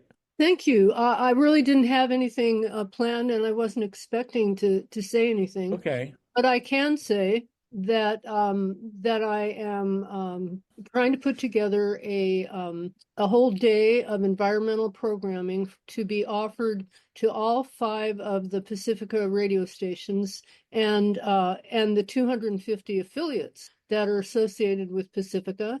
It's in the works. My email is Myla, M-Y-L-A. You can see my name perhaps. Myla, MYLA.reason, RESON @gmail.com. And if you send something to Harvey at Solartopia at Gmail. I'm sure he'll forward it to me if it looks appropriate. And by the way, Harvey, let me just say that I don't know whether you saw in the New York Times today that Biden or his minions had put a hold on the infrastructure money that it was dedicated to quote unquote clean energy. And apparently they put a hold on about $1 billion that was going to go to Vodal. Oh, the nuclear plant in Georgia. Yeah, did you see that? No, I did not. So I'll take a In look. fact, you were sort of thinking that might happen, or wondering whether Right. what might happen, and it turns out that he's squelching programs for battery technology and many other things, but the big tag is the nuclear plant in Georgia, and that's fascinating to me. Well, the question that people were asking in the energy world, one of them is, will Trump be less pro-nuclear than Biden? Right. It's hard to imagine any president being more pro-nuclear than Biden was. I mean, any billion-dollar lunacy that these guys from the nuclear industry came up with, Biden had $2 billion, at their disposal. The question is, what's Trump going to do about nuclear power? And A while ago, sorry, go ahead. Go ahead. Well, let me just say that, it's not only Biden, it's some of the stars and darlings of the Democratic Party, like Jennifer Granholm in Michigan, who, again, they have earmarked money that was supposed to go for infrastructure and for addressing the climate catastrophe, and they're trying to shovel billions of dollars to restart a zombie nuclear power plant, the Palisades plant, which is on the shores of what lake, Harvey? Lake Illinois. Yeah, that's. I don't know I don't know how many of you have seen it, but there was a fabulous 1-minute press conference from the governor of Illinois, Pritzker, who's a billionaire, by the way, and he just with a straight face announced that he was unilaterally changing the name of Lake Michigan to Lake Illinois, which is great. And he also announced that the state of Illinois was going to be taking over Green Bay, Wisconsin. So, and that he has a further announcement to come about the Mississippi River. It's very funny. And, people got to understand, in the nonviolent world, the number one tool against a dictator is ridicule. And, nobody does it better than Colbert and Jimmy Kimmel and Jon Stewart and Desi Lydek. But, this was really a classic. Go ahead, Mila.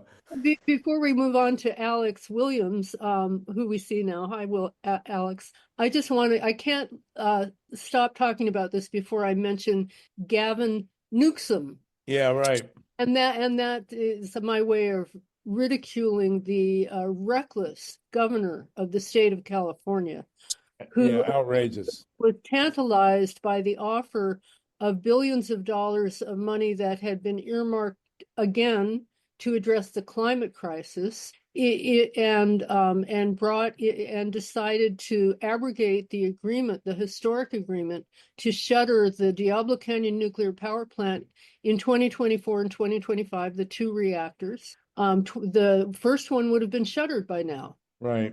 2024. But Newsom decided that he wanted the billions of dollars of climate money to keep this decrepit, embrittled reactor going. And you and I and millions of people in Southern California live downwind from that horrific disaster waiting to happen. Right, and we did have minor earthquakes over the last couple of days, dangerously close to Diablo Canyon. Myra, thank you so much.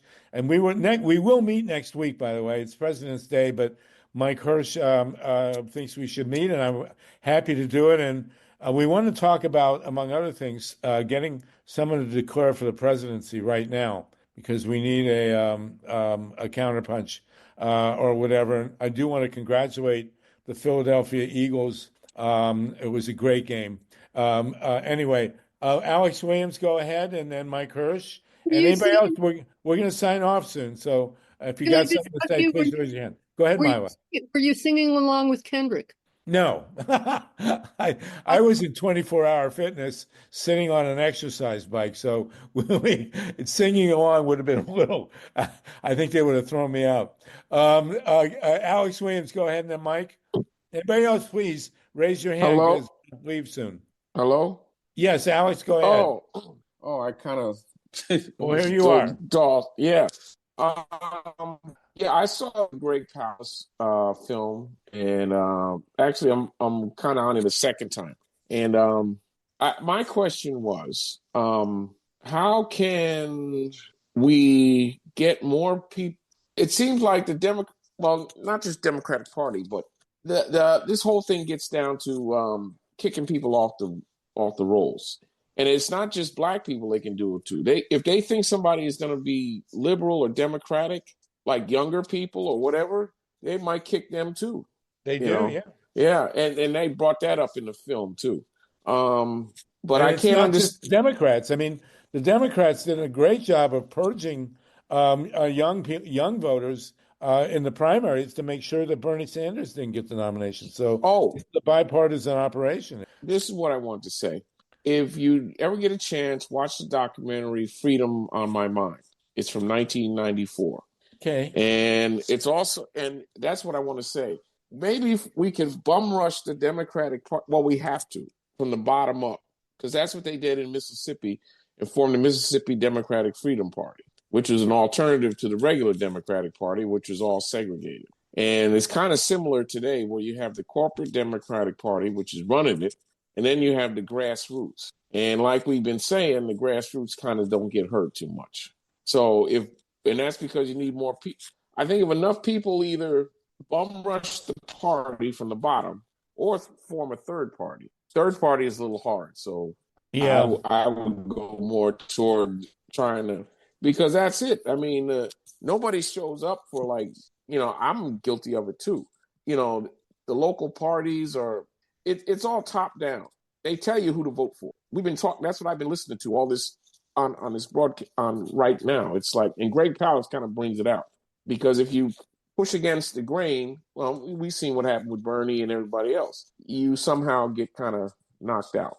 All right. Thank you for that, Alex. Much appreciated. Mike Hurst, did you want to say something here? And we're at the top of the hour. Please, anybody else, raise your hand. We will meet again next week, even though it's President's Day. And we will come to some of the issues I advertised in the flyer. If you're not on our list, please put your email up and we'll get it. Steve Caruso, our great engineer, will add you to our Action Network list. But Mike Hirsch, go ahead, Mike. Got a few quick points. I'll hit them really quick. One is I can attest to Bernie Sanders sometimes being grumpy. Our friend Steven Spitz, who's on our Zoom very often, and another Michigan alum, once walked up to Bernie in the Senate cafeteria and tried to engage him in some conversation. And Bernie said something like, "You don't bother somebody when he's eating his lunch." Yeah, there you go. And Spitz was taken aback for a moment, but that said, Bernie is a really sweetheart of a guy. I remember I saw a tall, slim person with a shock of white hair, and I knew that it couldn't be Albert Einstein anymore, but it squinted and saw it was him, and I said, "Hey, Senator Sanders," and he said, "Hey, how you doing?" Waved back at me. So he very approachable guy, just a regular person. But anyway, we're kind of thinking that Bernie might not be willing to run for president again. His window might have been slammed shut on him by insiders in the Democratic Party. But we are looking for an heir apparent. And Sluggo, I think that the time is now to start looking around for people to step up. And while that is going on, I've started kind of a project of my own, which compared to The Wizard of Oz, where they said, pay no attention to the man behind the curtain. Well, I want to pull that curtain open and expose all of the hideous, unpalatable, and repulsive things about Trump, not to people like us who already despise him, but to his own supporters. So I've written one essay where I demonstrate the parallels between Trump's rhetoric and actions and those of Adolf Hitler, where I've used quotes from Mein Kampf to compare to what Trump is not only saying, which is bad enough, but what he's actually doing. And I've also knocked out a first draft of an essay asking the question, is Trump the Antichrist? To give the evangelicals something to think about. And what I'm trying to get at is it doesn't really do us much good to aggravate each other and rile each other up about how horrible Trump is. I think we all know that. And a good 1/3 of the country, at least, is very much aware of how horrible and authoritarian and abusive Trump is. But there are a lot of people in the middle who obviously were not aware or didn't fully credit how horrible Trump is. And I think that we need to hammer away on them and also try to peel away a few of his base, because I think that some among his base are sincere Christian believers, not just like Trump, who claims to be, but they will have cognitive dissonance when they're confronted with his behavior and how he really resembles what the Bible warned them about the Antichrist. Now, I don't personally believe in the Antichrist. I don't think that that's a thing, but they do. And I think it would make sense to have a discussion about that and kind of just to get that out there. And the overall purpose of all of this, including rallying around spokespeople who could run for president in a couple of years, would be to delegitimize Trump as a person, as a political operative, like he did with Obama and the whole birth certificate shenanigans, like he does with a lot of elected officials. And I think that the key to getting rid of Trump is like how we got rid of Nixon. Nixon won by a massive landslide. Trump, as we talked about today, didn't really even win. And we were able to drive Nixon out. The peace movement was able to drive Lyndon Johnson out after he won a landslide. And I think the key to doing that is mobilizing antipathy and strong opposition to Trump, just as a person, as unfit for being in office. And I think that we need to rally people who don't necessarily agree with us, who don't necessarily engage in politics the way we do, and convince them that he's got to go. And then the pressure will build up. And I think that, like a lot of autocrats have, he may end up having to flee the country and seek refuge somewhere else. And whether he ends up shining Putin's shoes or whatever ends up happening, would love to see him go. Okay, well, that's thank you, Mike, for that. And we do have a time certain at 4:20 to go. We got 3 hands. That'd be great. Mimi, then Lynn, and then Nikki. Thank you again for that, Mike. Much appreciated. Mimi, let's get you unmuted. Go ahead. Hi there, everyone. Sorry, I'm driving again. Monday's a big errands day. I'm fine. I'm driving a route, but I did send to you, Sluggo, and other people. There is a big California call to action to make polluters pay bill, and the ask right now is to ask your California legislators to sign on to the Make Polluters Pay bill. They've done it in Vermont. They just did it in New York State. I don't know if you got to catch the call. They did record it, Sluggo. They had a young woman, well, she's 18 now, from Fridays for Future, Sunrise perhaps. They did die-ins at the state capitol, and Governor Hochul signed it the very last day. And we need to do that here in California. So if you all would consider putting out that call to action to your California folks, if you're able to do that. And it was an excellent call. So watch the space. And just very briefly on solar is Governor Newsom put out a executive order saying that solar is costing ratepayers in California to make their electricity bill to go up. And it's just absolute nonsense. So, which I'm sure Sluggo knows. And Right. so we're correcting that through Solar Rights Alliance, which is also a bipartisan group, sending corrected executive order about solar rates. And the logic is just so flawed. It's so shifty. It's like saying that horses and buggies are most popular in America, right? But we've had cars for the past 100 years, and the other 149 years before that, we did not. So it's that kind of bad logic. Thank you so much, Thank everyone. you. Thanks, Thank you so Sluggo. much. Okay, Take Mickey, care. go ahead, Mickey, later. Hi. I told you I came in late, so I wanted to say when Greg said that it's not his specialty, when I brought up the problems with the electronic easily hacked, and Ray Lutz did a much better job explaining it.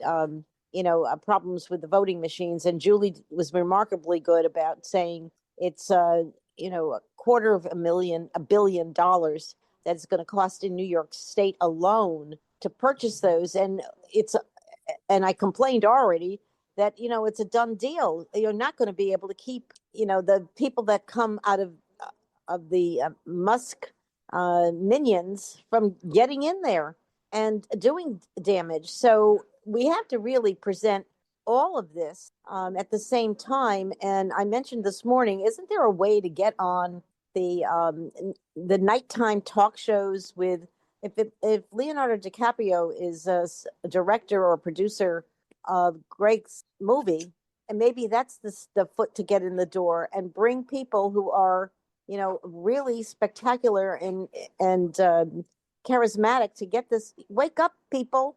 Wake up! And this is how. Make sure you don't get purged from the rolls. Make sure that you don't allow your state to force electronic scanners and go back to ballots. It's and the other thing too that we've had. I saw the SAVE Act, which I forgot to mention. I just saw it on the chat.